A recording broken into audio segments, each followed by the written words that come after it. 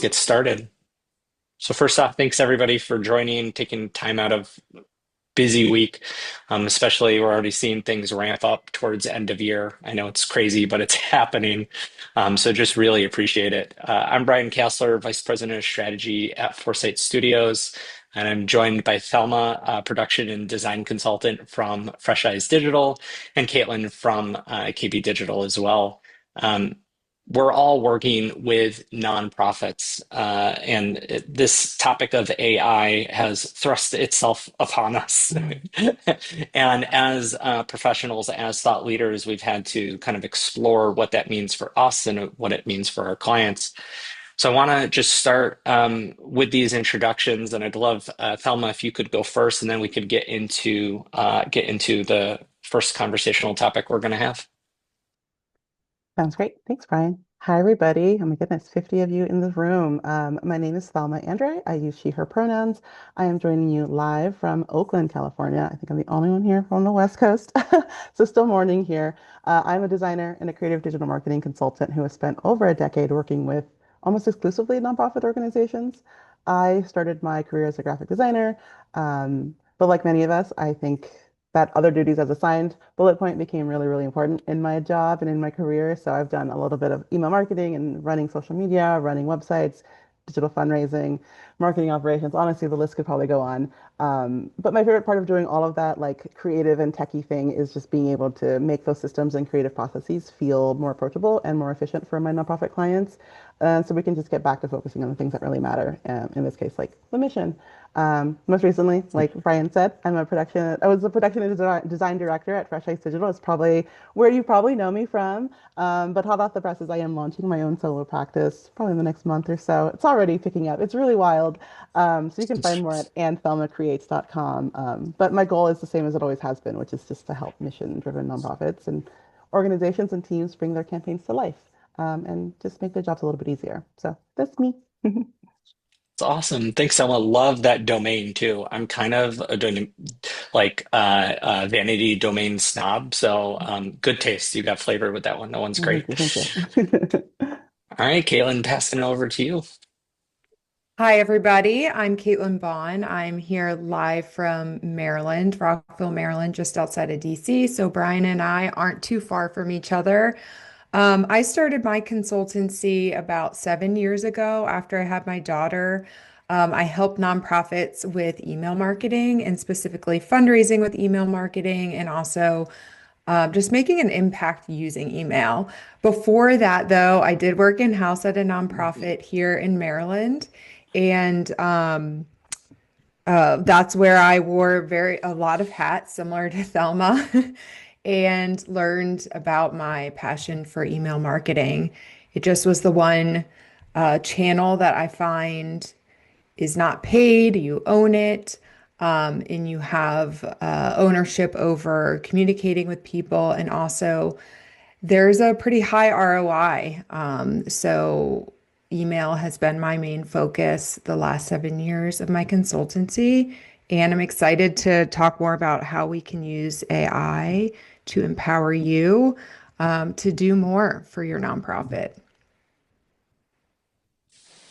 Thanks for joining, Caitlin.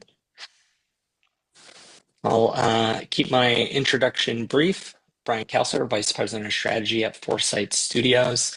I got my start in progressive causes working with an anti-war veterans organization, then moved on to working as the sales engineer at Salsa Labs before became their enterprise sales associate and partner manager.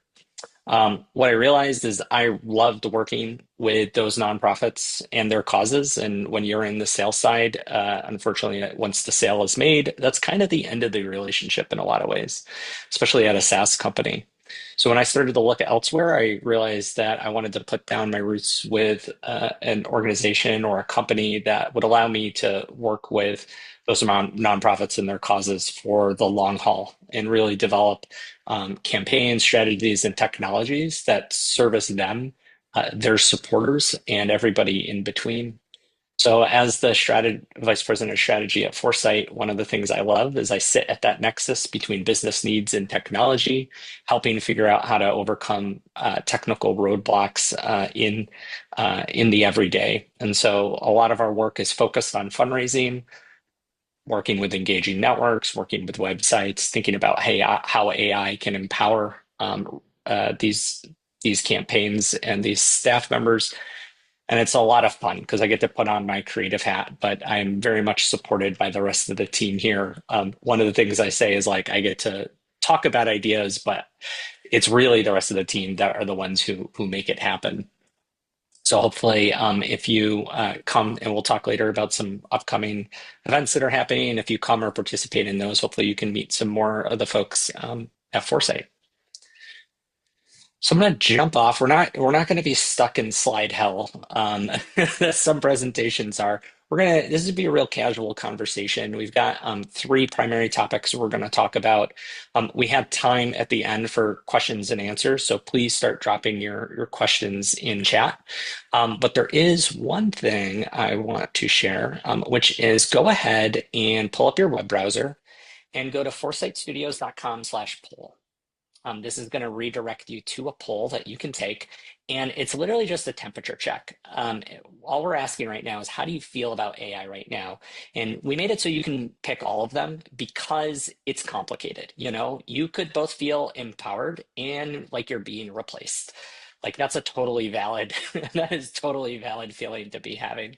So foresightstudios.com/poll. That'll get you directed there. And if anybody needs it, post it in the Q&A. We can send you that link again. But we'll come and look at the results at the end. And it's one of my favorite things, especially at conferences when people are filling out those polls, and just to see where your feelings are mapping with the masses out there. All right. So I think we have to start by the fact that in just a couple years, AI is everywhere everywhere. I mean, maybe some people are talking about AI through an academic lens or in theory, or slapping AI on things that really aren't what we think of today. So we're in a qualitatively different period. And our goal today is to help separate the hype from what's actually useful, figure out where AI can save you time, and also name the risk so that you are able to move forward with confidence, knowing that you have a good grasp of consideration for the decisions you're making. So we're going to start with how AI is showing up in nonprofits today, in your day-to-day. It's an easy question and is going to help us stay grounded. So I'd love for our panelists to just take a second and share some ways that AI is already saving you time, whether it's fundraising, communications, design, reporting, operations, you name it. And if someone would like to respond, please feel free. I mean, I use AI every single day, and I don't know when that happened. At a certain point in time, I think I was a little bit nervous to get started, but it, I think once I started using it more, I began to see the power in it, and I was able to see the flexibility in it. And as somebody who wore all those hats, somebody who worked in-house and had to do uh, marketing and social and website development and coding emails, there's so many different aspects of my work that I kind of was just figuring out on my own while I was just like on a tiny team at a small nonprofit. Not even a small nonprofit. It was just a small team at a really pretty big nonprofit, but I was like the only person who could do the creative and the techie thing. So like I use AI to help me with my words, help me shorten my skills. I help it with brainstorming my creative ideas. If I'm stuck, that blank page aspect is really, really tough. Um, so if I need a first draft or I'm like, I can't think of another Giving Tuesday campaign that's really, really relevant to me right now, what is another way that I can work with this client and that what other ideas can I have for the same heart? After many, many years of the same interactions, there's a way to get started on that. I think, yeah, Oh, a like, do I follow-up keep question going? I for could you. keep going. Yeah. It's in a variety of ways. I think all of us have been using AI every single day for a very long time. One of the things that I think about often, well, I don't know, I don't think about it. I think about it until you added it in the question list, and I was like, I don't know, how are nonprofits using it right now? But AI has sort of been part of our lives for a very long time because machine learning has been in all of our systems. So when you do email, like your email spam filter, your autocorrect in your documents, your predictive text on your phone, your Netflix recommendations, all of that has been programmed for you to generate to gather all this giant amount of data to give you recommendations, right? So AI has been part of our lives for a very long time. I think that's a really important place to start. Like it's scary, it's changed, but the thing that has changed is just like the accessibility aspect of it. It is now so much more easy to grasp because it is now embedded with the tools like ChatGPT, your Gemini, your Claude. If there are other tools that y'all are using in your day-to-day lives, please share it in the, I was going to say in the chat, but in the Q&A. I would love to know what other tools, because my lens is the marketing, comms, and fundraising lens, but I'm sure there's a whole variety of things that people are using now that are everywhere. And that's what's really nice is that it's like not, you don't have to be a programmer to get those results anymore. It's just more accessible. I think about AI embedded in a lot of our nonprofit tools. So CRMs, fogging, donor upgrade prospects, design software that removes backgrounds in like a click of a button. Thank goodness. That was a really time-consuming task once upon a time. I think about your email and your social platforms that are like suggesting times for you to like schedule optimized based off of like your exact audience's interactions with you. Um, I think about auto captioning for video tools, such a time saver. Not perfect, but a great place to get started. So it's been in our lives for a very long time. I think it's embedded in all sorts of tools that nonprofits are using every single day. So I think that's just ideally we're able to harness the power of it so that we can just have greater impact. But that's my starting point. Yeah, we got some in chat. One person, Rachel Allison, said, "Yeah, huge time saver. Photoshop is one for me." Totally agree. I remove background images, or even sometimes just splicing stuff together. A couple others from chat that were noted was emails, email briefs, drafting those, milestones into strategic plans, creating policy templates. Um, it's important to say there's no wrong answers. However you're using AI is the right way to use it right now. It's like saying there's a right and a wrong way to use Google. Hey, if you're getting value out of it, it's the right way. I'd love to hear from you, Caitlin. I know, it could both be with the nonprofits and also your own flow of working with nonprofits and the needs that they have. Yeah, I would agree with Thelma in that I use it for pretty much everything. In particular with email, like you had mentioned, Thelma, there's a lot of ways to aggregate data and for email service providers to from that data decide on, for example, what is the best subject line that got more people to open the email. And so using that technology to reach more people is something that is really important. It can also look and see, depending on when people open your emails, what time zone they live in, when would be the best time to send it. And then it would send the email based on the actual individual.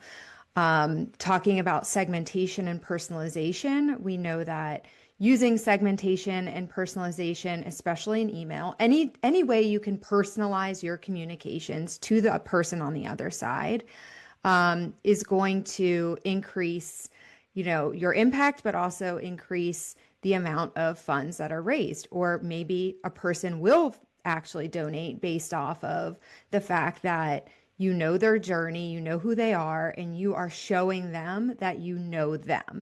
And so that is really hard to do at scale.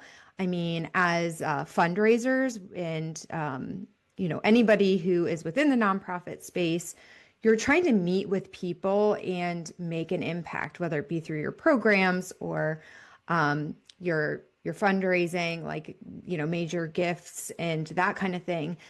You're human, so you want to be able to focus on that human work, and let technology help you focus on that other stuff that we don't like doing. So there's so many things that we can have AI help us with. A non-work example is meal planning. Like I do not like meal planning. My kids are very picky. Some of them, one wants plain rice and the other one wants sushi. I'm not joking. My 8-year-old loves sushi. And to sit down on Sunday and be like, what are we eating for breakfast, lunch, and dinner 7 days a week? I can actually go in and say, my 8-year-old daughter likes this, and this, or like, this is in the fridge. What can I make tonight? So, are there ways that you can use AI to make your life easier so that you can focus, like really focus on the things that you are good at and you like doing? Yeah, that's awesome. I think you touched on an important part, Caitlin. One of the things, really, it was ChatGPT 3 that kind of launched AI tools and made them feel very publicly express. Like people were using AI, like Thelma said, with machine learning just being integrated in everything we do. But were the tools that were AI tools that now your everyday folks were going to? And I think it was the Nonprofit Technology Symposium was like 4 days after ChatGPT 3 launched. And I just remember they polled the audience and like 60% of the hands went up. And I'm like, traditionally that was like not the audience I was thinking that were early technology adopters, and I was like, man, like they are all on top of it. Like there is something here. This is not just a flash in the pan like VR headsets. It's like, no, it's like the mobile phone. Like there is a fundamental change that is happening that will happen in certain sectors first and then start to permeate all of society. We've got some good questions coming up from chat. I'm going to try to weave them in there, and we also have time for Q&A at the end if I can't weave them in immediately. But I just want to let chat know I am paying attention to you, and thank you so much for dropping stuff in there. I just want to take a moment for myself because there are two things that I would be remiss for not at least complimenting how AI is really helped us here. One indispensable thing is chat transcripts. I think that has changed so much of what we do because I can take my notes, I can take the full chat transcript, I can take a template for how I want to do follow-up, and I can say combine all these, and it usually gives me a draft that's 80% in the right direction. And it's like that alone was such a time consumer that it's like scheduling a meeting. Like no one wants to schedule the meeting. You want to have the meeting, and I want to get the draft so then I can make sure all the details are captured and finalize it. And it's like, but it's only me. We're not a big organization. I'm not outsourcing that. I'm doing it. And I'm like, how quickly can I do that to get more timely follow up? And also, when you put the whole chat transcript in there, you will typically capture more details than just your notes had. But here's a really unexpected one, which happened the change happened while we were engaging with this individual, which is we have a foreign contractor that we work with who speaks okay English, not perfect, not great, but like okay enough to communicate. And he's lovely to work with. And we had a project he was on, and then like 6, 9 months later, we brought him in for another project, and his English is now perfect. And it was like so much everything we do is through text.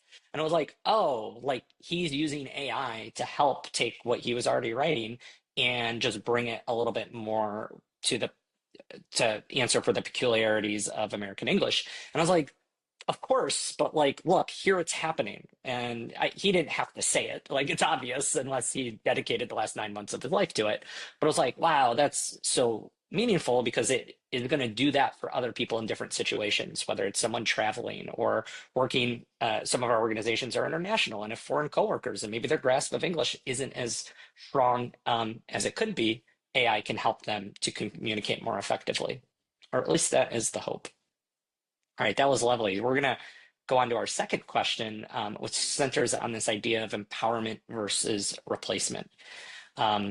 That was what we really wanted to have folks answer that poll because I think it's important again just to check in with yourself, how you're feeling, and then also to understand what the community is because I guarantee someone's going to check every one of those boxes. I know I am.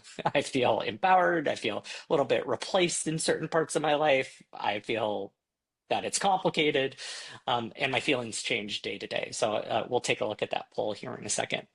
But this is the big tension I'm sensing. When I was at Bridge, I walked up to a group of professionals in the fundraising space and was like, hey, like, what do you guys think about AI? And the whole mood changed. And that was like that group, like that agency did not like AI.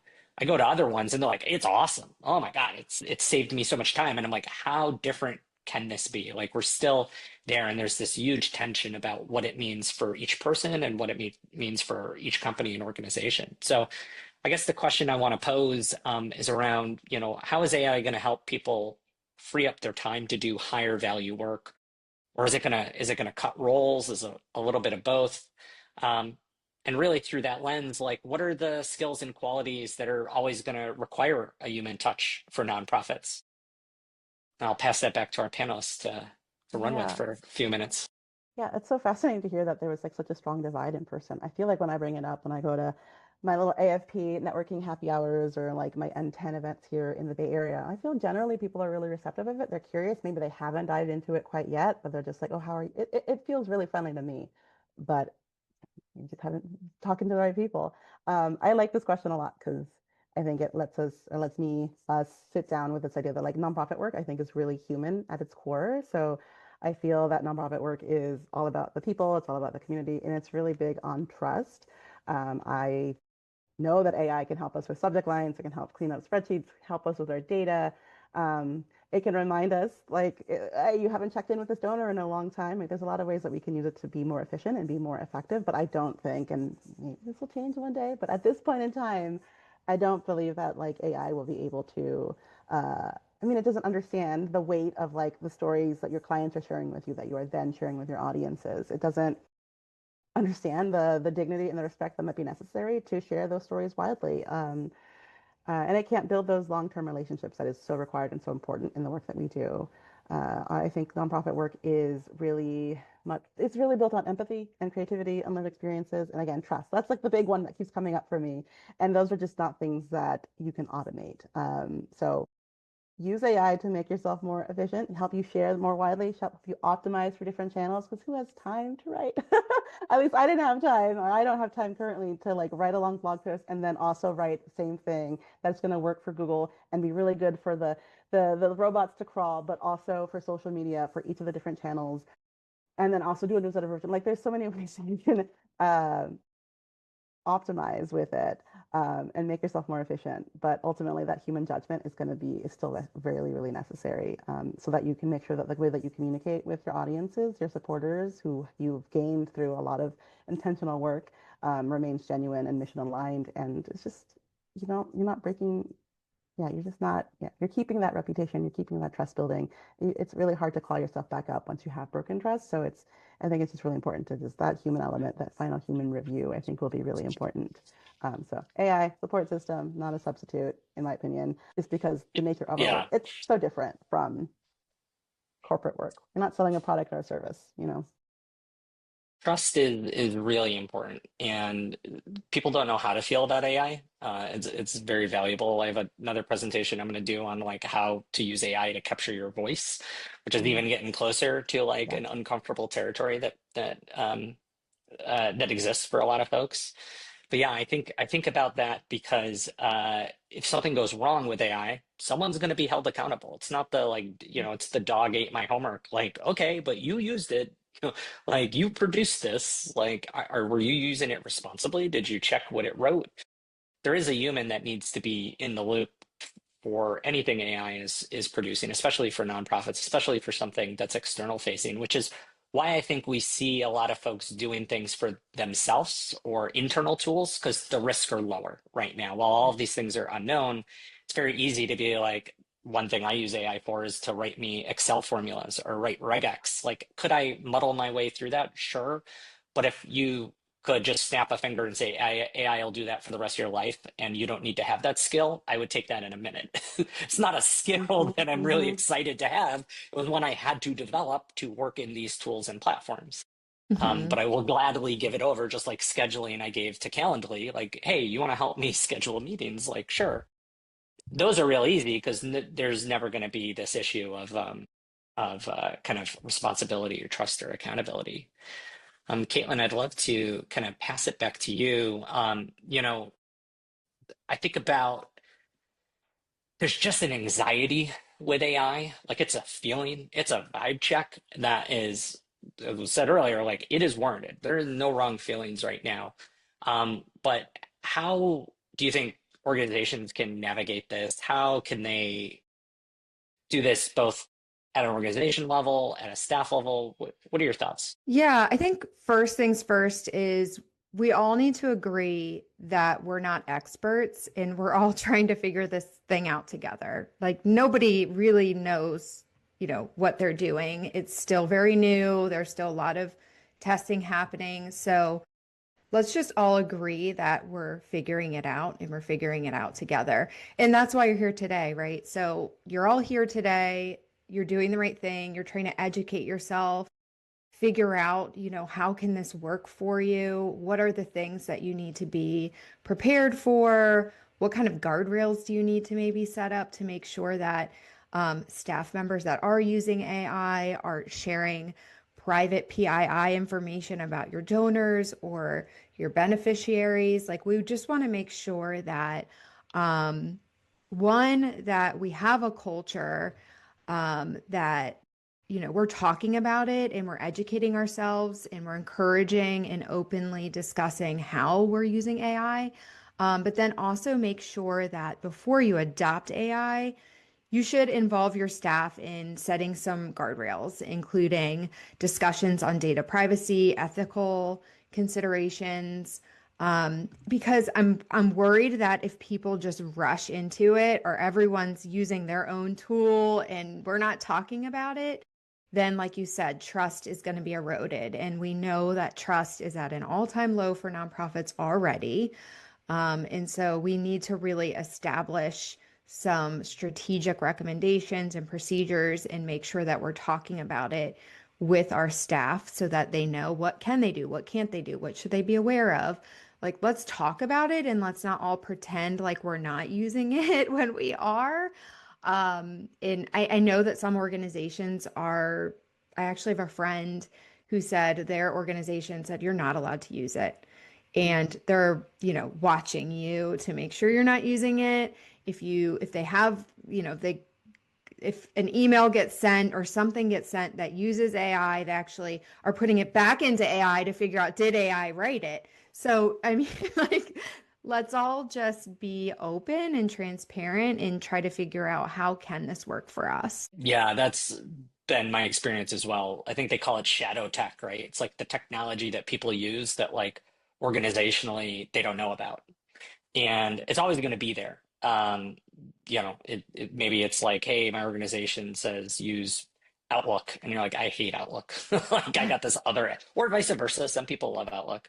Apple Mail, right? Like, I really want Apple Mail, and you figured out some way to get your email connected into Apple Mail. Like, it's been happening. It's a tale as old as time.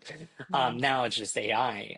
Yeah, it's been interesting going through this same journey at Foresight, where we're smaller, we're much more agile. Obviously, we love technology, so we're early adopters. And what we realized was over like the first year of after ChatGPT 3 came out was we had developed just a very strong culture internally of sharing what is and isn't working. And eventually we codified that culture into our AI usage policy. And it is constantly evolving. I think that is one thing. I think it would be a struggle if you were at a much, much larger organization. Like policies can't evolve that rapidly. But like here, we want to incentivize creativity and experimentation. And so one of the things I had done when ChatGPT 3 came out was I told everyone here, I was like, I personally will pay out of pocket for 1 month for you to use any AI tool for anything you want. And I encourage you to use it for non-work things. When you use it for non-work things, you're going to be more experimental. It's also going to get you outside of this box of like, this is what work tools do. Whereas if you use it for non-work things, you may find a novel use for it and then be like, oh, here's how it could apply to my day to day. Here's how it could help. Um, so I do encourage that because one thing I think we're seeing is this curve where people who aren't using it do feel more existentially threatened. And then you use it and you're like, it's complicated. And then you use it a lot and you're like, I see where the boundaries are. Now they're constantly pushing the boundaries as this space evolves. But the closer you get to it, the more you see its fallibility. The more you see like, okay, it's not a magic box that you put in questions and get perfect answers out of. There's a lot more to it, and there's a skill to it, and that skill is also becoming something that if you're on the job market, it's going to be very valuable for you. Obviously, the first one would be resumes, like finding jobs and submitting applications, and I'm sure there are paid services out there to help you with that. Let's move on to our third topic, and then after this, and I am keeping up with chat here. There's a lot of great questions in there. Most of them are going to be covered by some of the things we want to talk about in the Q&A period. Um, But let's get to our third question here around risk, guardrails, and future proofing. Um, you know, doing putting a policy in place actually can supercharge your team to use AI, because now it'll say what is accessible. This was something I was opposed to, I'll say, at Foresight, because we had such a great culture. But Ben Childers, who some of y'all might know, was talking with me, and we were talking about hiring. And he was like, Bryan, he's like, you have a great culture here, and you guys know what that means. But think about it from the perspective of someone new coming to Foresight. They're not going to know that that's okay. They're not going to understand that. And I was like, that's 100% right. Like, we're not trying to do things just for us today. We want to make what we do, our culture, something that's more codified and accessible. And so that's where I just spent an afternoon writing it down, working with AI, thinking through some of the things that should have been in there. And we produced a draft that we then went through. And that was our first guardrails. But it kind of was the opposite. It empowered everybody to say, hey, we encourage this. Here it is in writing. The team has agreed upon it. Also, let us know what you want to change in here. So I'd love to just talk about how how organizations can go through this, what policies they might be able to put in place. But before any of that, I think the first question for individuals and organizations is like, how do you even build AI literacy? Like, where do you get started if you want to start dipping your toe into this space, either for yourself or for your organization? Yeah, I can take that one. And Bryan, I love that you not only came up with a policy, but then you said, tell us what you think about it. Because so many times we're just given these policies and then the company says, all right, this is the policy, you know? So I think asking your staff, hey, we've come up with this, but what do you think about it? Or what are we missing? Or what is maybe off? That's really important, having that feedback loop with your staff or with whoever you're working with.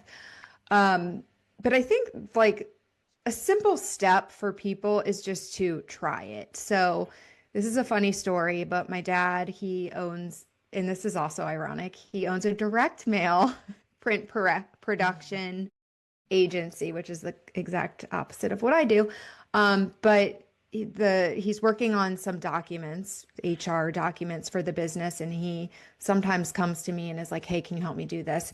I have to write 15 job descriptions for people that are already within the organization, and he gave me the titles, and I used AI and I got it back to him in like 30 minutes, and he's like, how'd you do this? And so I showed him ChatGPT, and he's like, Caitlin, this is the best thing I've ever seen. He's 70 years old, so he's like mind blown, right? And he's like, I'm using it for everything. I'm like, okay, Dad, good, but make sure that you're reviewing everything and make sure, just trying to like walk him through. You have to be careful because, even if I use it to write like a timeline or something like that, it's always not factually correct. Like if it will say like the wrong day, the wrong time. I don't know. Just make sure that you're reviewing all of that.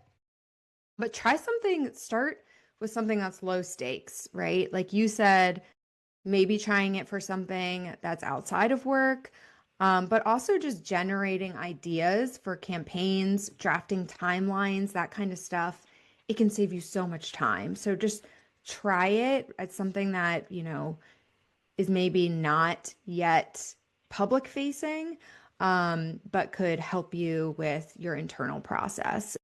We all know that year end is coming up. Everyone's going to be trying to do a million things. We're all wearing so many hats. So this is a great time to try it for your year-end campaign. So right now it's September. I'm kicking off year-end campaigns with my clients. We're brainstorming right now.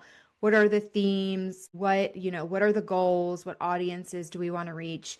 Just throw some ideas into AI and ask them to help you write a campaign brief for end of year. And then how do I work backwards from, now till we know Giving Tuesday is the launch of year end. We know that December 31st is usually the end of the campaign.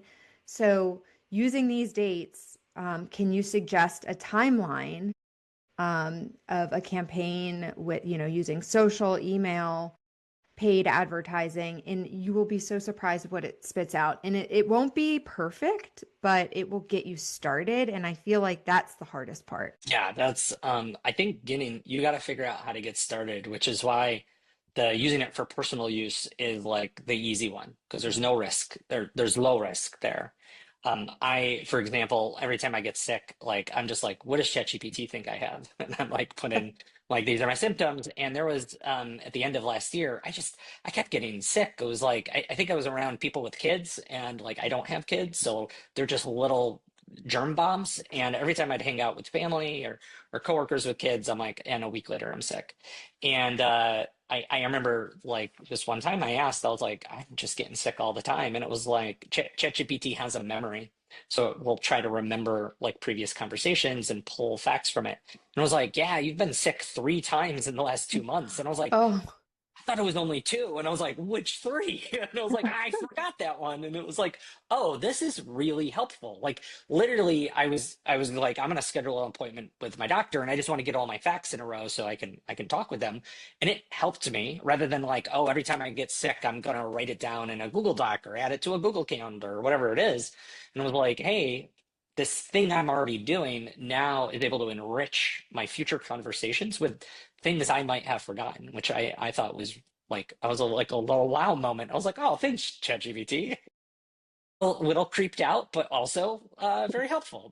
I would have forgot about that. Mhm. Um, the I think the follow-up question here is what's the risk of just doing it without a policy, just going headlong into it? Because I do see some organizations doing that. Like they, for whatever reason, they can't get anything in place. It seems like extreme. Do they put some draconic policy in place, or they're just not doing anything, and it's the Wild West for every staff member out there. Yeah, I think that's like it's a hot topic. I think that's what everyone wants guidance, and it just doesn't exist yet, or it's still building. I remember at the nonprofit technology conference, like any room that was like AI policy, that was the one that had like standing room only, out the door. People really want this type of support and this type of guidance, and I see two, like you mentioned, and we talked about this a little bit earlier too. It's like there's two big, either your organization can be like, actually, no, we don't do it.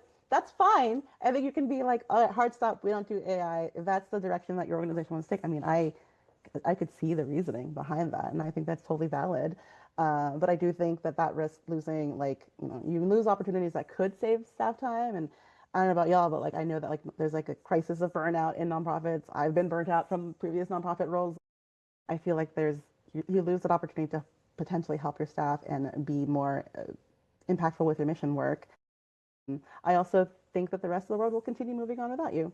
That's also a really, really big risk. And I've seen job descriptions now, both AI specific job descriptions, where that's like their whole role is to use AI to, help the organization or the agency. But I also feel you're like limiting your professional development of your staff, right? Ideally, you want everyone to learn and grow and like stay up with the times. So like that's the one side of that coin. It's like we're not doing anything. Okay, great. The other side of like rushing into it, the other side is just like we're going to go in without a plan. I think it's akin to any fancy CRM or new email system. Like you might go in there saying that this is going to solve all my problems. This has all the bells and whistles and it's perfect. It's going to be 100%. But if you've ever done a migration, and I know for a fact that there's some people in this room that have done many, looking at that attendee list, you know that it's not like a one and done. It takes a long time. It's a lot of work. There's a lot of effort that goes into it. And I think AI is a tool like any of those. Rushing into it without any plan just means that like you're going to lose money probably, right? Because it takes the time, the training, it takes buy-in, and the stakes are even higher with AI because you do have those risks with data privacy. You do have the risks of like making your staff really nervous or really anxious. You have risks to your reputation if you're implementing it in a way that's kind of sloppy and things like people I think are really forgiving. I've made many an email mistake in my life where I'm like wrong subject line of the little fill in the first name that have gone out into the world and I cried. But everyone is forgiving. But there are risks of just like damaging your reputation if something goes wrong. And like I said earlier, it's really hard to sort of claw your way back up from that at times. So I think the sweet spot really is just like slowing down, like Caitlin said earlier, like let's ask your staff, talk to your people. Like what are the pain points in your job description now? Because those are the people that are going to actually use the tool. Take a beat and ask them what do they actually need help with? tools have they seen that maybe might help for them, and then do that research and find things that would actually benefit your staff, and then set those clear expectations and give them the time to train up and to learn it as you would with anything. Otherwise, you risk wasting a bunch of money and having a shiny tool that nobody uses or nobody wants, or you're just like losing trust from your staff or from worse from your audience. I think that's the biggest risk, to go in without a plan in either direction. Yeah, I think you touched on something important, this idea of training up, but it's also, I remember at the nonprofit technology symposium, everyone was asking me, they're like, what course can I take? And I'm like, that a course doesn't exist. I was like, this Yeah. just came out 4 days ago. Like, it doesn't exist. And if you're gonna wait, you're gonna be behind the curve. You can find courses on this right now, but the culture we built was very much one of sharing and learning in the open, which not every organization is like that. I understand there's like internal politicking like that. But if you're in a leadership position, one thing you can do is share with your staff or your colleagues how you're using AI. And again, it's important to not just share the wins, but also for them to learn from your losses to save Mhm. them time. Like we share, like, hey, I spent a whole bunch of time on this and it was a waste of time. Like I now know. Like and hey, we all did that, right? Like anything you've learned, you wasted time. But the thing is that the adoption of AI has happened so fast that if you want to ramp up with it, there are some things you can do that typically you do in private.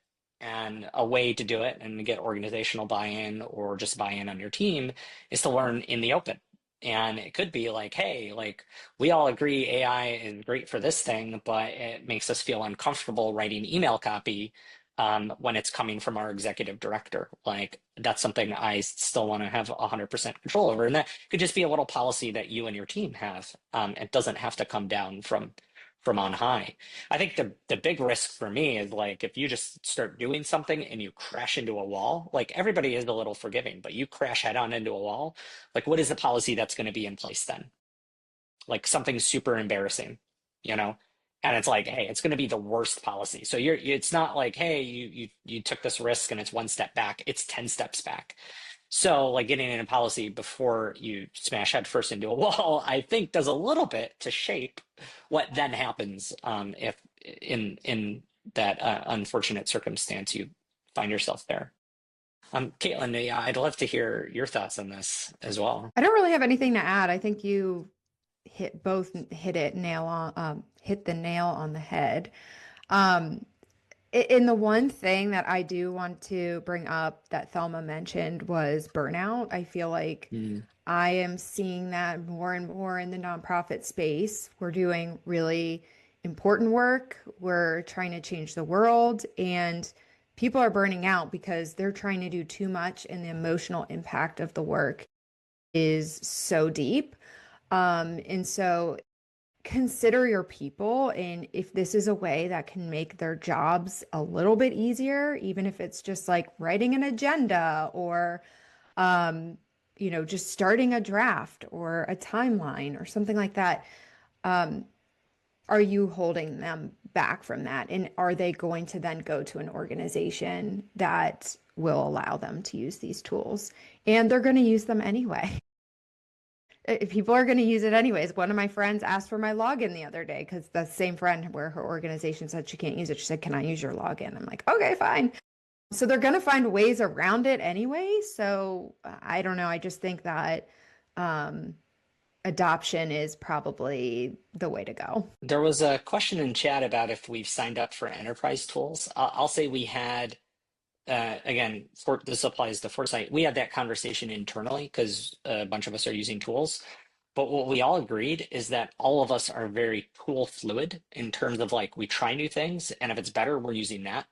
And then, oh, ChatGPT updated their model. We're back there. We're back there. And it was like, let's not commit. Let's just let everybody kind of keep vibing, like using whatever mix for them is applicable. The only thing we've looked at is recently is with ChatGPT Enterprise, we can build our own custom integrations, and we kind of want to integrate our project management tool into it. So that might be a reason because then it could be a data source that instead right now we're copying and pasting from it into it. And instead it could reference everything, the conversation history, the task history, all of it, which would be nice. Yeah, I actually pay for a tool called Cause Writer, which was created by George Weiner, who's the CEO of Whole Whale.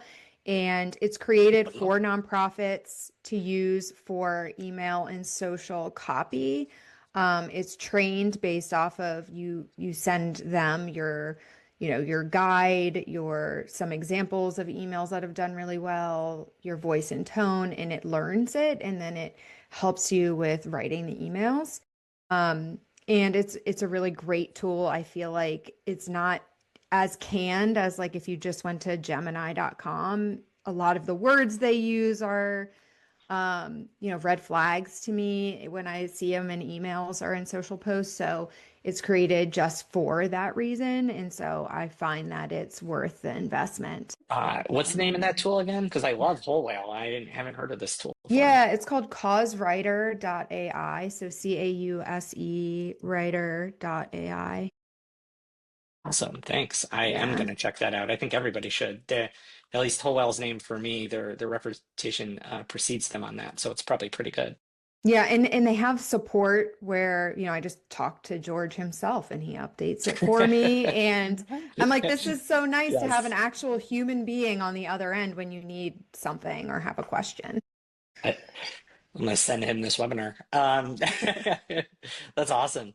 I don't get Um, paid for any referrals, so Well, we've got 10 minutes left, and I think we should spend 9 of those answering some of the questions in chat. What I did is I have a colleague who's been moving them into a Google Doc. I copied all those questions, I fed them into AI, and I said, merge them together, group them up, rewrite them into some common questions. Normally, a human does that. AI was able to help it. Um, Let me just look here. It came out with 6. You know what? This one's coming up a lot. I think I was like, maybe we don't talk about it, but it's about the environmental impact of AI. Um, I have feelings, and I know what I know, and I know what I don't know. And if my panelists don't mind, I'd love to just take 1 minute to talk about this. Uh, what I know is that the thing we overlook is the idea that the alternative is a better. I'll give an example of looking for something that you want to buy. You want to buy a new AC unit. You're going to go Google, you're going to pull up your browser, you're going to look for best rated AC units, window AC units, whatever it might be. Then you're going to get back ads on Google. You're going to get back a bunch of crappy listicles, top 10 AC units 2025, top 7 AC units 2025, the best AC units. And those whole websites exist for this purpose. They're not bringing real value into the world. People have office buildings they used to go to write those. Then they were online. Then they got outsourced to AI, but like their whole business models. If you click on one of those, even a reputable one, because brands get bought and then get turned into this. So CNET is a good example. You end up on there. In this whole chain, you're also loading hundreds of ad tracking scripts that are then going to follow you around the web. That data is living on a server. You then find some air conditioner to buy. You go to the website, you buy it. That's it. Let's say that's it, right? There's not more back and forth. And I use this example because one of my coworkers bought a unit and he just went to ChatGPT and was like, give me the 3 best window AC units.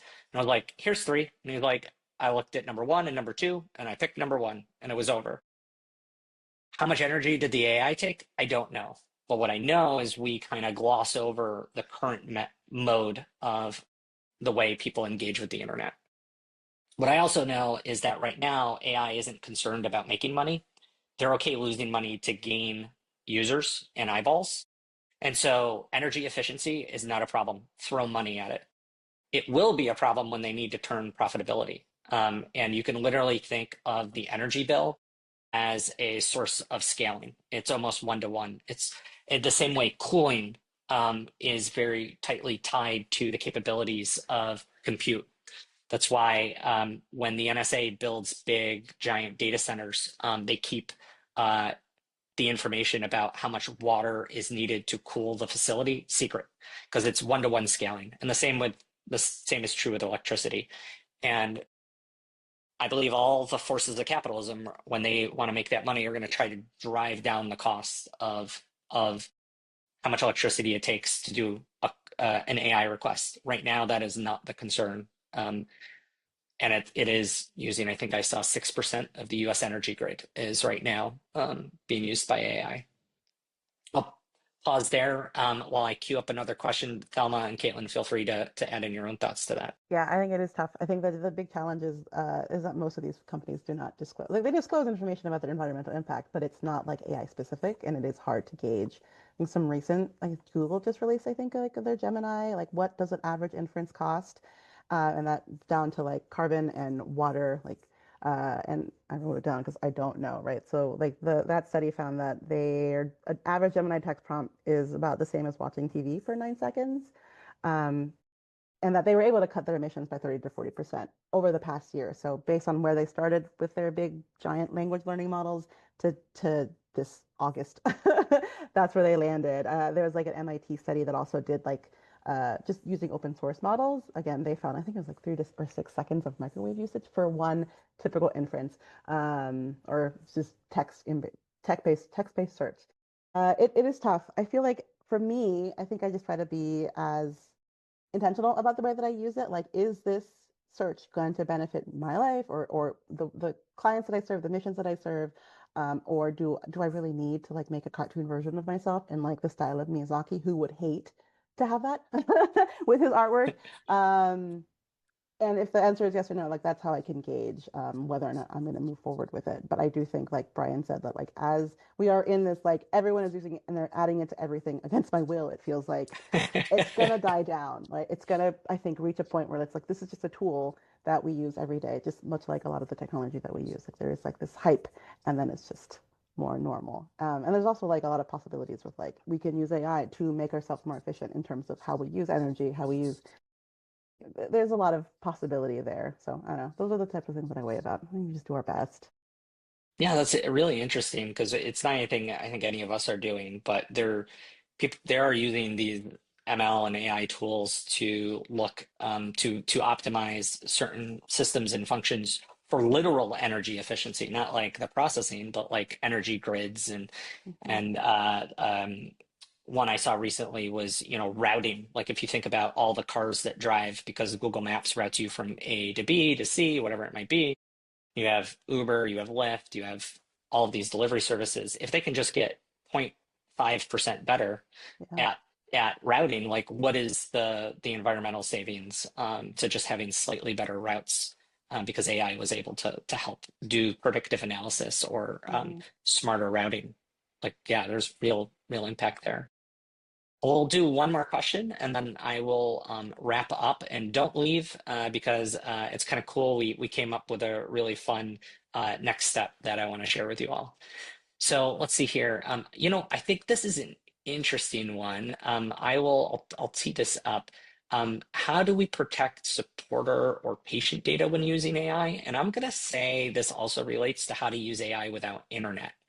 I've got some thoughts on that, but panelists, do you want to jump in on either of those or combine them together? I mean, that's a big no-no, right? Is to make sure that all your staff is getting training on PII and how to deal with that type of stuff so that they hopefully know that they shouldn't just be grabbing that information and throwing it into ChatGPT so that you can like, I mean, I might understand why you want that to help you like with a Hmm. script or something like that, but like that is something that we should not be putting information that you wouldn't, if you wouldn't want that personal information of your own to be out in the world, maybe don't put it into this into the system because it's gonna, well, I don't really know what, I just know that you shouldn't do it.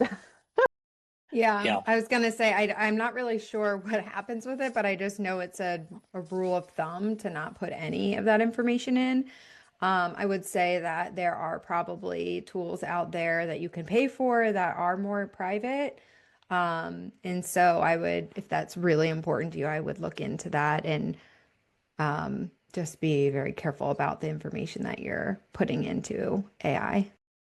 Yeah, an offline tool. So I used one once. I just wanted to see what I could do when I was on an airplane. So I had a little tool helping me code, and it just ran locally on my MacBook. I didn't have to worry about data going anywhere. And then I literally deleted it before I walked off the flight. So it was like, hey, it was just here for this moment, and then it's gone. Excited to share the results of the poll. Drum roll. You Yeah. probably can't hear that. I'm actually surprised. This is awesome. Maybe that's also a little self-selecting for people that would join this call. I also feel the same way. I do feel empowered. I also feel it's complicated. It's a little bit of both.